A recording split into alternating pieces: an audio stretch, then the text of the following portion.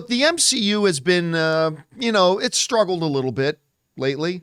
It's had its ups and downs, a few more downs than ups, but a couple of the big highlights since, Endgame have been things like WandaVision, Spider-Man No Way Home, Ms. Marvel. But one of my favorite things that they've done was Shang-Chi. This character that most people had never heard of. It came out. I wasn't sure about Awkwafina being in it, although I really liked her. What was that one movie she did where they were saying goodbye to her dying grandmother? The Last Goodbye or Farewell? The Farewell. Farewell. I thought, wow, like she showed me something that I'd never seen. Anyway, then I went to go see her in Shang-Chi. Loved the film. Like I was positively electric when I came out of the premiere. I was like shaking. I just couldn't believe how much fun I've had with it. I've watched it at least 20 times. Love this film. But the question has been, where's the sequel? When's this thing coming? Well, apparently now, according to a report that came out this morning, there is rumor going around that they're going to start shooting this in 2025 and that it's going to have the immortal Iron Fist in it. Yeah. This comes to us from CBR, who writes, some major story details, from Shang-Chi 2 have just been shared, teasing an action-packed sequel that will be officially connected to Marvel Studios' overarching multiverse saga storyline.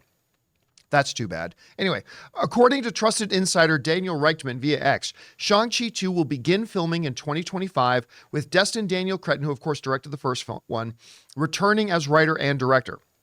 While light on plot details, Richmond did state that the sequel would feature time travel and Iron Fist. However, fans should not expect to see Finn Jones back as the superhero, as the insider added that the Iron Fist that appears will be the same one that will debut in the upcoming Eyes of Wakanda animated series. While Eyes of Wakanda Iron Fist might be Finn Jones as Danny Rand, until the identity of the superhero is revealed, fans shouldn't take this as a confirmation that the Netflix/Marvel era character is officially back in the MCU. All right, my voice is going for some reason, I don't know why. No. Let's touch on real this. Bitch. Yeah. Man. So let's touch on this for a second. All right. First of all, I'm thrilled, even though this is not confirmed, I'm thrilled to at least hear some word on some movement at last. Because this is a movie that, when did it come out? 2021? I think so. Yeah, check out the release. Check. It's been a couple of years at least. This came like out it was and it was Mm-hmm. fantastic. It's an exceptional 2021. It's been an exceptional movie.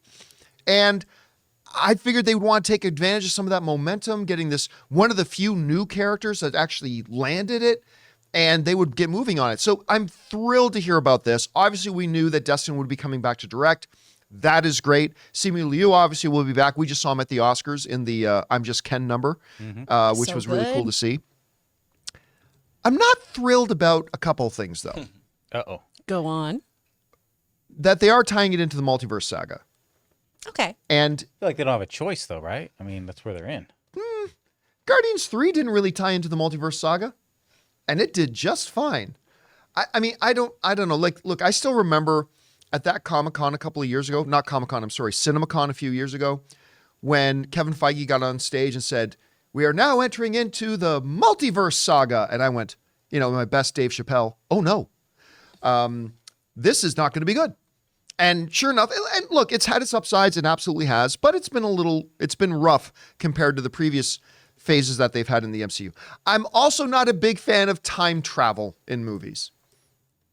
And them saying this is going to involve time travel. I'm like, oh, all right. It's like saying, John, you want some delicious ice cream? Yes. Now it's going to have ketchup on it. Oh.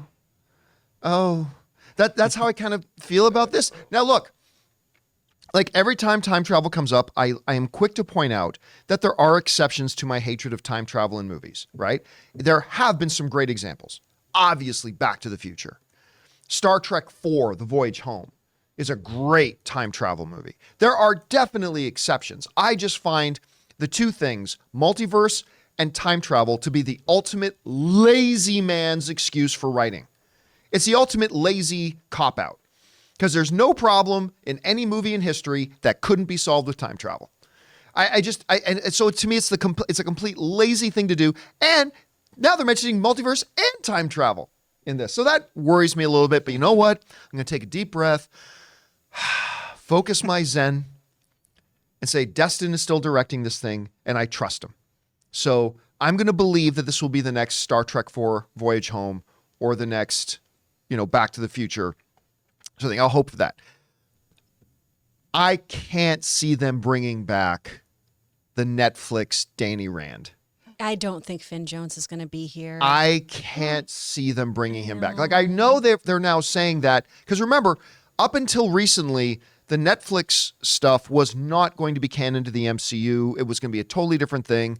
Then recently, they changed their minds. They are making it canon, and it's the whole thing. But even though it's canon now, look, the reality is that Iron Fist, through no fault of Finn Jones or stuff like that, Through all the fault of that showrunner. nobody that showrunner. Oh my God. Nobody liked that show. I mean, that's hyperbole, but I've never personally spoken to anybody that said, what was really good? That Iron Fist show. I don't know anybody that enjoyed it. So, you're right. Did you like it? No. It's like, well, I mean, so I'm thinking if it's involving time travel and multidimensional stuff, maybe it's a Iron Fist from a previous time or something like that. I don't know. Anyway, I'm going to choose to overall be happy about this news. Guys, we want to take a second to thank a sponsor of today's video, Miracle Made. Did you know that your temperature at night can have one of the greatest impacts on your sleep quality? If you wake up too hot or too cold, I highly recommend you check out Miracle Made's bed sheets. Inspired by NASA, Miracle Made uses silver-infused fabrics and makes temperature-regulating bedding so that you can sleep at the perfect temperature all night long. When they arrived at our house, my wife Ann loved the feel of them so much, she couldn't even wait for me to get home to put them on our bed. Miracle Made has self-cleaning. These sheets are infused with silver that prevents up to 99.7% of bacterial growth, leaving them to stay cleaner and fresh 3 times longer than other sheets. Miracle Sheets also have incredible comfort and quality. Miracle Sheets are luxuriously comfortable without the high price tag of other luxury brands and feel as nice, if not nicer, than sheets used by some 5-star hotels. So go to TryMiracle, that's TryMiracle.com/Campea to try Miracle Made sheets today. And whether you're buying them for yourself or as a gift for a loved one, if you order today, you can save over 40%. And if you use our promo code Campea at checkout, you'll get 3 free towels and save an extra 20%. Miracle is so confident in their product, it's backed with a 30-day money-back guarantee. So if you aren't 100% satisfied, you will get a full refund. So upgrade your sleep with Miracle Made. Go to TryMiracle.com/Campea and use the code Campea to claim your free 3-piece towel set and save over 40% off. Again, that's TryMiracle.com/Campea to treat yourself. Chris, you hear about this. What stands out to you? I love that we're getting this team up eventually. I think that's great. And if you want to read a comic that will kind of give you some idea of maybe what's going on, there is a Shang-Chi wonderful, wonderful team up called Shang-Chi, Earth's Mightiest Martial Artist, where he teams up with not only Iron Fist, but Wolverine as well. So there's some cool things there. I'm really excited about Eyes of Wakanda. I know that's kind of just dropped in here, but I want to just make that note of, ooh, yes, I want cartoons that actually tie into the series, not just What If, like what we see James Gunn is talking about doing over at DC. With Creature Commandos and others. I love that. I love that consistency. I love that congruency, and I want more of that in this universe. I want everything to tie into each other, unless it specifically says it's not, right? Elseworlds, What If, those are fun things where you can do all your fun experimental stuff, and then we can have everything else kind of move and groove together. I'm with you on I don't think Finn Jones is coming back here. Look, Finn Jones, I honestly am an apologist for him and that series because I really do believe he just got the short end of the stick. Oh, I agree. And I think people are very, very quick to blame him for how that series went. And I always come back to the showrunner. I always come back to how limited the time was to get fight choreography done safely and done well. Everything was stacked against this guy. And it's a real shame because if you watched Game of Thrones, he was fabulous on that series. I'm not familiar with more of his work, but that I was just blown away by what he did on that show. I thought he was really, really wonderful. And this was a big letdown. I would love for him to get a redemption moment. I think it'd be great if they did bring him back, but I do think there's just too much bad blood and ill will towards him as this character. And that show just has a little bit of an unpleasant odor around it. People aren't in love with that one, aside from, getting potential daughters of the dragons. That's the only thing people were kind of on board with. Everybody wants Wing. Yeah. Colleen Wing is a badass. Misty Knight, badass. Those women were so well cast. Also, I'm not going to lie, but when his fist, the first scene where it starts glowing, I got some goosebumps. I thought it was really cool. Yeah, I thought it was a really cool moments. scene. You think business is about to pick up? And Yeah. But listen, it's like a lot of fans, I don't know why, maybe if you sat down and asked them, they intellectually know, but there's an emotional disconnect. Actors don't write the lines they're saying.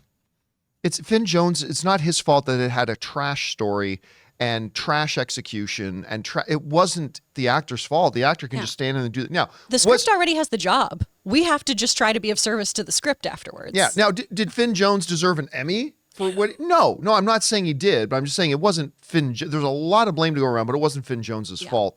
But I just don't see them bringing back for that at all. If there was an Emmy for hair, definitely. Yeah, best hair. That guy had Good some hair. nice locks, man. He does. Those curls, they're popping. Hey guys, thanks so much for watching this video. Make sure you like the video, leave a comment, and subscribe to our channel. And don't forget, we have a daily podcast called the John Campea Show podcast, available on Apple Podcasts, Spotify, or your favorite podcasting app of choice. Go and subscribe to it today so it'll be there when you need it.